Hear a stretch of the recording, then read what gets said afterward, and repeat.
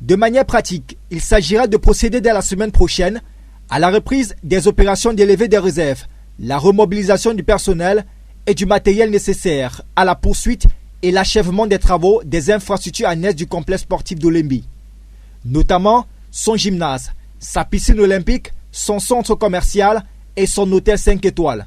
C'est ce que renseigne le communiqué de McGill informant de sa signature d'un protocole d'accord avec l'État du Cameroun pour la poursuite de ce chantier lancé il y a 8 ans. C'est un nouvel épisode dans cette affaire aux multiples rebondissements. McGill, recruté en 2020 pour remplacer l'ancien prestataire, l'entreprise italienne Pittini, a abandonné les travaux de l'infrastructure ultramoderne au lendemain de la phase finale de la CAN 2021 de football organisée au début de l'année 2022 au Cameroun.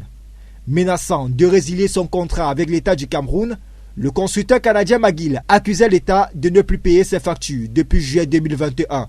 Le gouvernement camerounais, pour sa part, reprochait à McGill d'avoir abandonné les travaux d'achèvement du complexe sportif d'Olembe après avoir consommé 42 milliards de francs CFA, soit 76% du budget total de l'infrastructure. Le 13 janvier 2023, les deux parties annonçaient la reprise des travaux sur le site, interrompus en début 2022. Sauf que, rendu au 3 octobre 2023, date de l'annonce des signatures du protocole d'accord entre McGill et l'État du Cameroun, rien n'a avancé. La pose de la première pierre du complexe sportif d'Olembe remonte il y a 8 ans. Le coût initial était de 163 milliards de francs CFA. À ce jour, le gouvernement camerounais et ses partenaires ont déjà dépensé environ 250 millions de francs CFA. En dehors de son stade de football de 60 000 places, le chantier est toujours sans sa piscine olympique, son gymnase, son centre commercial et son hôtel 5 étoiles.